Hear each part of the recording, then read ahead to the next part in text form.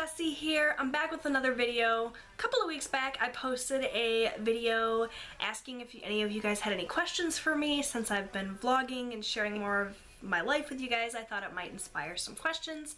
And I was right, you guys left me some questions, so I thought I'd go ahead and answer them today. So I have not really prepared any answers. I haven't really read through the questions too much, so I'm going to do my best to answer them. Sorry, I'm playing with my hair. I'm going to do my best to answer them. And here we go. So they're all here on my phone, so that's what I'm looking at. And I'm just going to start at the top and work my way down. The very first question is from Color Guard Girl 000, and she asks, is your family supportive of you posting stuff on YouTube? Yes, absolutely. They are incredibly supportive. They're incredibly excited about it. My children, especially my youngest son, who is going to be 8, love the vlogging. They love being involved in it. They love, you know, showing what they're doing and everything. My oldest son is a little bit less like into it. I always ask both of my children as well as my husband before I just stick a camera in their face, especially when it comes to the vlogging. I always ask them, like, is it okay if I share this? They get final say on what goes in the vlogs and what doesn't. If they don't want to talk about it, something, or they don't want to show something in a vlog, that's completely okay. They always get, you know, first look at the videos, first look at the footage. If my son's not feeling it one day and says, you know, Mom, I don't really want to be on camera today, I don't put him on camera. So they're very, very supportive. My husband is constantly encouraging. He comes up with video ideas sometimes. He's really into helping me figure out like setups and lighting. Like, clearly I don't have the greatest setup. I'm not sitting in this beautiful background or anything. I just kind of am real and sit where the lighting is good and talk to you guys, but he's really he's really supportive. He loves that I love YouTube. He loves to see me happy. So yeah, I would say they're definitely really supportive. All right. Next question is from Jessica W, and she says, I hope you don't mind me asking, but is Jessie short for Jessica or is it just Jessie? It's just Jessie. It's Jessi, not short for anything. I got called Jessica a lot in school. People always assume it's short for Jessica, but nope, it's just Jessie. And she also asks, what's your favorite nail polish? I didn't bring it out here to share with you, but it's Revlon's Gold Coin. My all-time favorite, classic. I love it. Next up, we have a question from Kelly, who is actually my sister. Thank you so much for watching, Kelly. I miss you so much. And she asks, of all your beauty products, if you could only keep 3, which 3 would they be? Now, I don't know if she means like specific beauty products or just like in general, but I would have to say, in general, it would be mascara, concealer, and lip balm. And if I need to name like specific ones, for mascara, I think it would have to be the L'Oreal Voluminous Mascara. For concealer, the Maybelline Fit Me concealer. And for lip balm, I really like the Fresh Sugar lip balms. I don't even have any of those right now. I've only ever gotten the samples because they're so expensive. But I really like those, and those would be the 3 that I keep. Sorry if that's boring, but if I could only wear 3 things, I want it to be concealer and mascara and lip balm. Keisha asks, I'm curious about Austin's condition. Was he born with it and how is it managed? I would like you to come in here and sit with me and listen to what I'm saying, and you can tell me if it's okay or not. Would you like to be in the video for this? Sure. Or no? Okay. I'm going to bring Austin in here and we're going to talk a little bit about it and share what he's comfortable sharing. It's sort of a sensitive topic for him, but we're going to go ahead and say what he's comfortable saying. Does that work for you? Yeah. Bring your chair on over here then and we'll sit down and we'll talk. You're gonna talk to the camera. I'm just gonna see if it's allowed. Okay. Afterward, you can just edit it out. Okay. Is it okay if I ask you like questions about things sometimes and you can answer them? Okay. So let's get you in here. This isn't the greatest setup. There's my guy. Oh, hi baby. So this is Austin, for those of you who don't know. He's my son. He's 8. And he has 7 turning 8. Yes, he's 7 turning 8. You're right. He'll be 8 in 2 weeks. He has a condition called Hirschsprung's Disease. Is that okay? Yeah. Okay. Nerves, a portion of the nerves in his colon never developed. Is that okay? And because of that, when he was a baby, he could not have a bowel movement. So when he was 4 days old, they went and did surgery on him to remove a portion of his colon. Is that okay? That's it. Okay, that's all that I can say? Okay, Yeah. that's fine. It is a condition that he was born with. It's congenital, and it is, and they don't really know what causes it. It's pretty rare. They don't know if it's genetic or what the cause of it is. They did tell me that it was nothing that I did while I was pregnant. But because of that, he had to have a portion of his colon removed during surgery at 4 days old. Can I talk about your port at all? You don't have to show it, or we don't have to be specific about it. Like, what would you say? I'll say it all, and then you can tell me if it was okay, okay? So, because of the surgery that he had when he was 4 days old, he became incontinent, which basically means that he could not control his bowel movements. He was having them now thanks to the surgery, but he didn't have control over them. So they told me that as he got older, that might get better, as you know, just as his muscles and things strengthened, that might get better. But so by the time that he was 6, it was pretty clear that it wasn't getting better on its own, and we needed to have some sort of medical intervention so that he could lead a normal life and go to school and all of that without having to worry about accidents. So they went and surgically inserted what is called a cecostomy tube. And basically it's just a little tube, and it's right in his lower abdomen that we can access from the outside, and we can flush saline solution through the tube and clear out his bowels every evening so that he does not have to worry about accidents between flushes. That's it for this. That's it for that. Okay, so that's basically what he's comfortable sharing with you guys. So if you guys have any questions about it, feel free to leave them down below and I'll answer them as best as I can. And if you'd like Austin to talk a little bit about it, I think that he would be comfortable doing that. Yes? Depending on the situation, of course. But yes, that's Austin's condition. He was born with Hirschsprung's disease, which they took out the portion of his colon that didn't work, and then just to, hold on honey, and then just to fix the incontinence, they added the cecostomy tube, and he leads a completely normal life, with the exception of the time that he has his flushes every evening. But they help him so that he doesn't have accidents, and we are very, very happy. Austin would like to say something, I think. Bye. Thank you for letting me share that with them. That's it. You're a very brave kiddo. Give me a hug. Love you. Okay, so hopefully, Keisha, that answered your question while still, you know, keeping my son's privacy and all of that. I never ever want to share something, you know, it's really his story to share.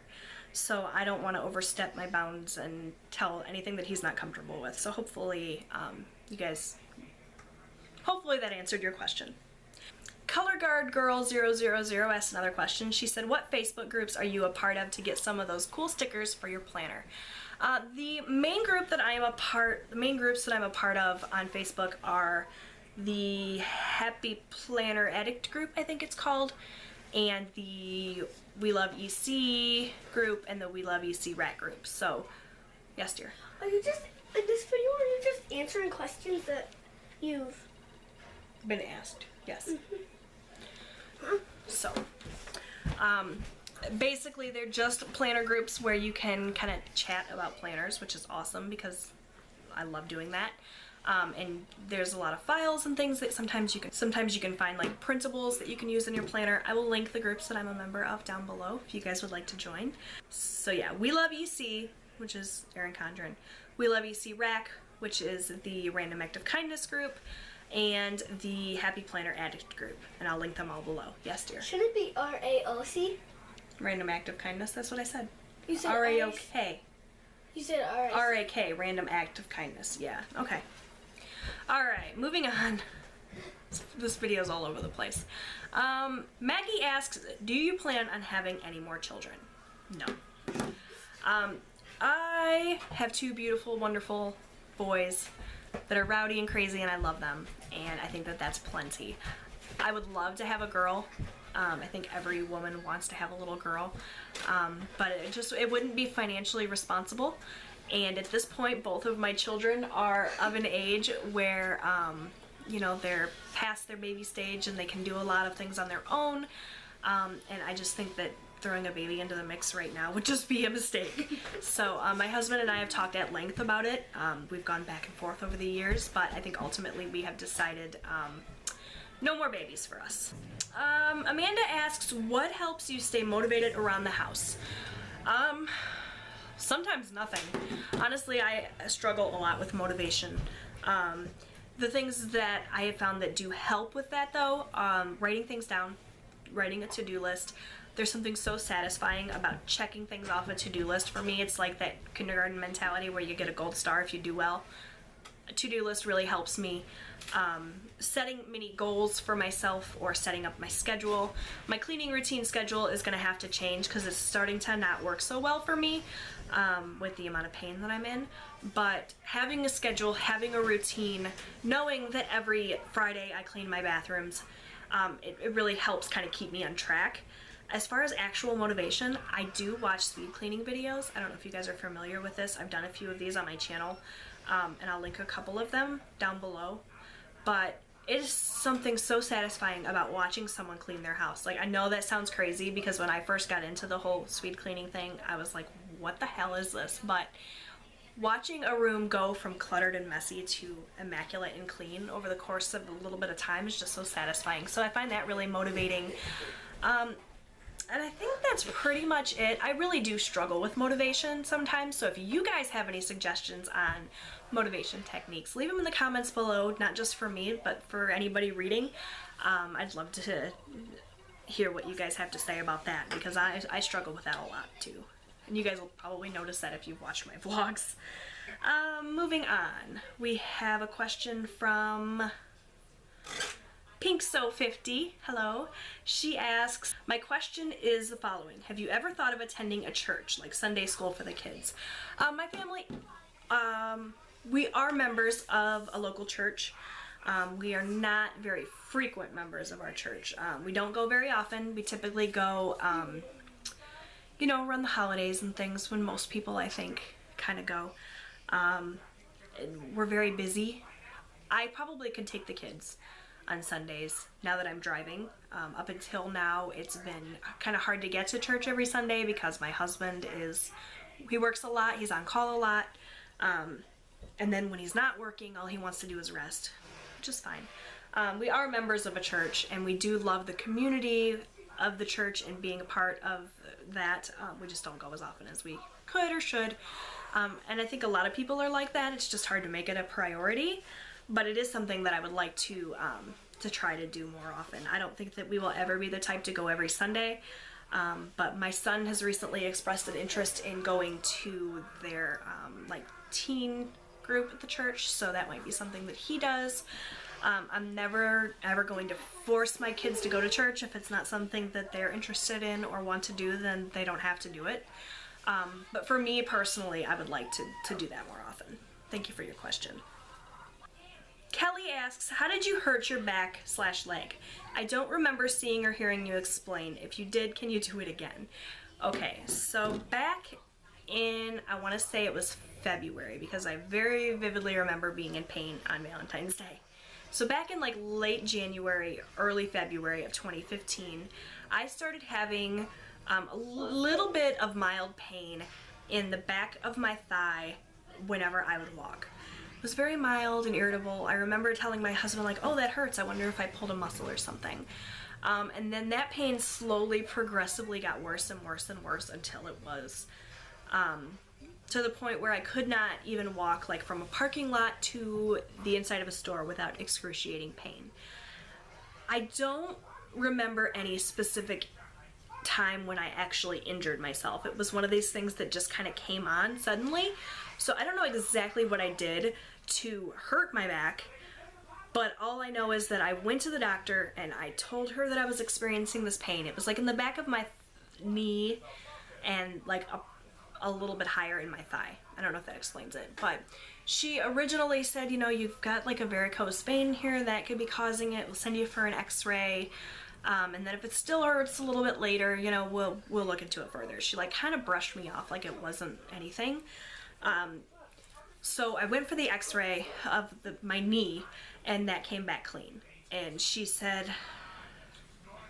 I don't know what to tell you. Does it still hurt? And I said, oh yeah, it still hurts. So I said, you know, what I would really like is an MRI of my spine, because at this point I had done a lot of research online. A lot of what I found was saying it was my sciatic nerve being pinched, that sort of thing. She said, well, I can't send you for an MRI without first sending you for an x-ray because your insurance won't cover it. So she sent me for an x-ray of my spine, which also came back clean. And so finally I insisted, send me for an MRI. And so I went for the MRI, and all of a sudden the doctor then started taking me seriously. She said, oh my gosh, I can't believe it's that bad. I can't believe you're not having any back pain. And I wasn't at the time. I wasn't having any back pain. It was all in the leg and only when I was walking. And that is why she never really thought that it was my back causing the issue, because there was no back pain. Finally, the MRI came back. I can actually show it to you guys. I can take away all the private information. Let's see. There it is right there. Right there. So I've got a herniated disc. I've got my left S1 nerve root compressed because of that, and that's what's causing my pain. I've also got spinal stenosis, which means that my spine is narrowed, and that's what's causing all of my pain. There's also some arthritis mixed in there. So yeah, it's basically a big mess, and ultimately what I'm going to have is surgery, but we're just trying to postpone that as long as possible. I don't know if that makes any sense, but yeah, I don't remember a specific injury. It's not like I fell and herniated my disc. It was just something that happened.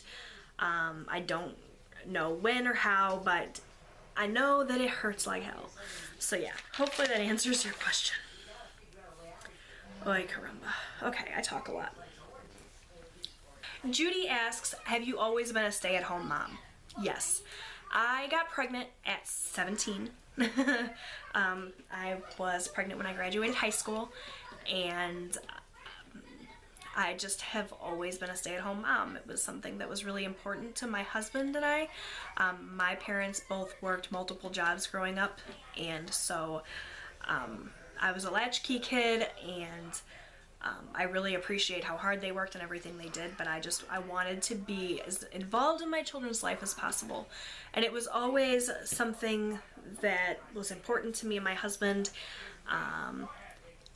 So yes, I've always been a stay-at-home mom. Jessica asks, how did you and your husband meet? I met my husband through my cousin. My cousin was engaged to be married to his best friend. To my husband's best friend. So we met and got together at a party that she was hosting. I had actually met him previously just in passing and had a really major big crush on him. You have to remember, guys, I was 16 at that time. And then when I had just turned 17, I met him at a little get-together that she was having, and it's a funny story because she knew that I had a crush on him. And so she dared me to kiss him. So I actually kissed him first. I made the first move, which is not at all in character for me. I am generally like the world's shyest, like, introvert ever. But she dared me to do it, and so I did. I kissed him, and the rest was history. And the very last question that I have today is from Jennifer. She asks, how do you money manage? For example, food budget, household products, etc. Being a single mom, I try and get advice from the YouTubers I love so much. Well, thank you, Jennifer. Right now, I'm actually in the process of trying to set up a really good budget. I've fooled around with budgeting in the past and kind of set arbitrary numbers and tried to stick with them, but I've never really sat down and actually wrote out a firm budget. I try to keep my costs as low as possible, but I don't have like a set number. And that's something that I want to have. I want to have a set number for things like grocery items, household items, everything that you just talked about. I actually just talked about this in my New Year's resolution video that I just filmed. But I don't have something set in stone yet. I'll get back to you on that once I figure it out, if I ever figure it out. If you guys have suggestions for budget, leave them in the comment below, because I just, I know what we have to work with is in terms of money that we can spend, and I just try to keep it below that, but it changes week to week. It's hard for me to kind of budget because my husband works on commission, so it's not the same amount of money coming in every week or every 2 weeks or even every month. So my budget has to be really kind of loose and fluid sometimes. So yeah, I don't really have an answer for you. I'm sorry, but I will get back to this topic once I figure it out, if I ever do. Okay, so that was a very long, rambly video, and there were some pretty tough questions to answer, so hopefully you guys got some answers. If my answers lead to more questions, feel free to leave them down below, and I'll do another update video like this soon. I really love these. I love, you know, the interaction here. So thank you so much for your questions, and thank you so much for watching, and I'll talk to you again soon. Bye everyone.